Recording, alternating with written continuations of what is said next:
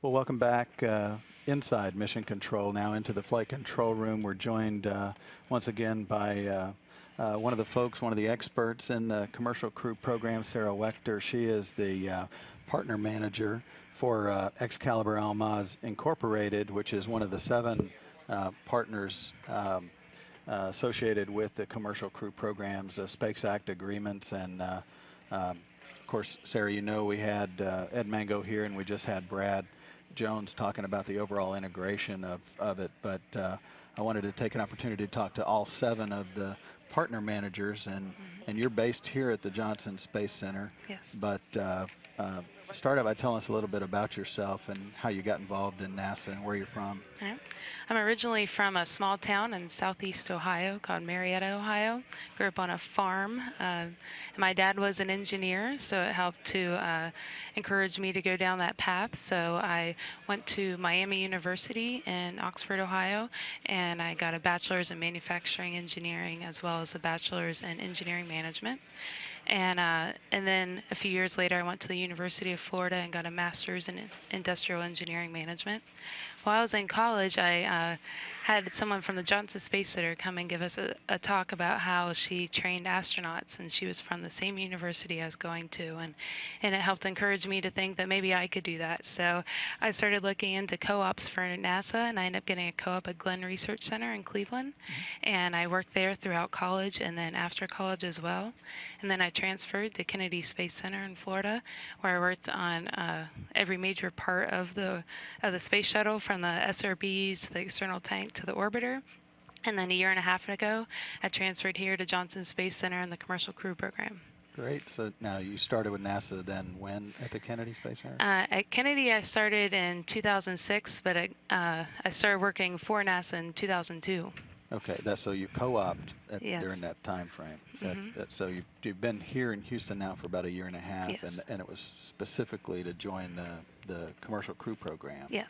Well, first off, describe what a partner manager does, because we talked about the integration with Brad, and Ed gave the overall program perspective, but as you're working, you're focused with one of these seven partners. So describe what your role is with Excalibur Almaz Inc.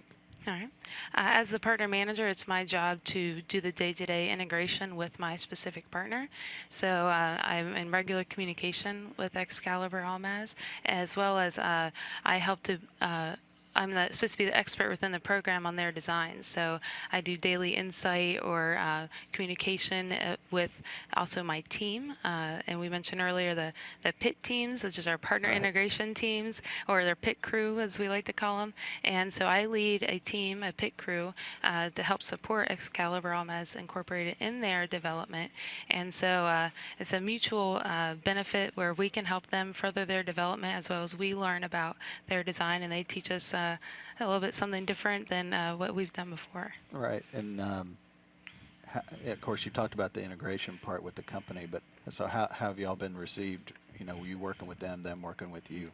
We've been received very well, particularly for Excalibur. They are a company that has a lot of people that used to work on programs that NASA supported. So they're very familiar with NASA in general, but they also know all the experience and knowledge that we have within NASA, and they greatly appreciate anything we can do to help them.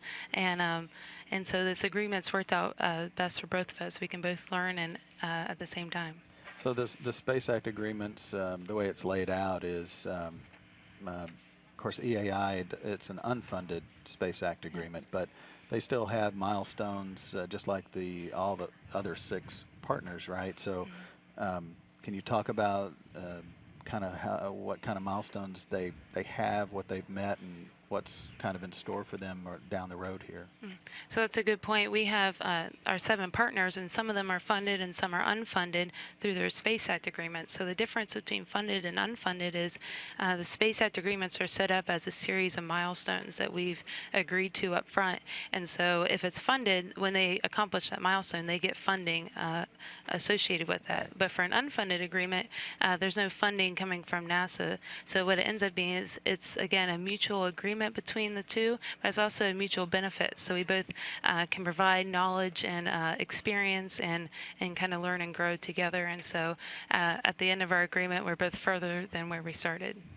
I think you gave us a couple of photos to sort of show it. Maybe we can show the first one for you, and you can describe. This looks like the capsule itself. Yes. So Excalibur, they have purchased heritage hardware, and they're using that for both ISS transportation as well as tourism and cargo development. And so far within our program, we've accomplished 2 of the milestones. We accomplished kickoff, so that kind of gave our whole team a summary of what they've already done because they were already down their path of development, as well as a systems requirements development discussion. And so where we plan to take it from here is they have that purchase capsule, and they're going to continue to develop it by adding a service module to the aft end of it. And then on the forward end, they have the parachutes, and they have a launch abort system and everything. So that's what's in those pictures. I think that's what the third image. Yeah, there it is for you. And so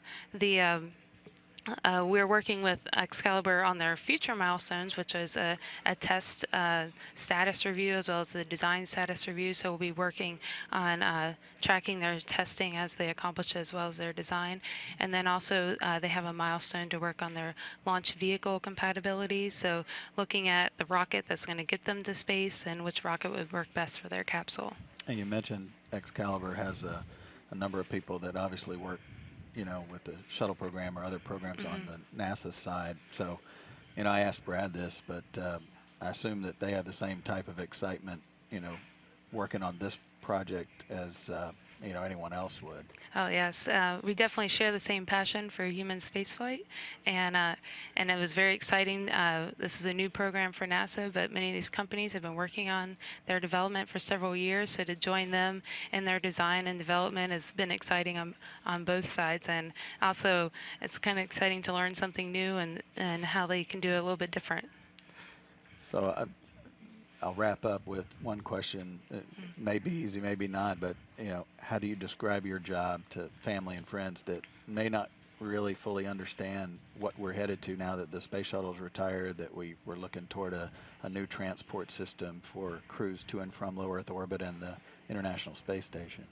I try to explain I'm working for NASA, but we're trying to help commercial companies develop spacecrafts that are going to take astronauts to the International Space Station, but also someday they may take any one of us into space for our spring break or for our summer vacation. So it's an exciting development, a new frontier for all of us, not just our astronauts. Well, great. I appreciate you joining us, Sarah Wechter, the commercial crew program partner manager for Excalibur Almaz Inc. EAI. We appreciate you dropping by and talking to us for a few minutes. Thanks a lot. Thank you.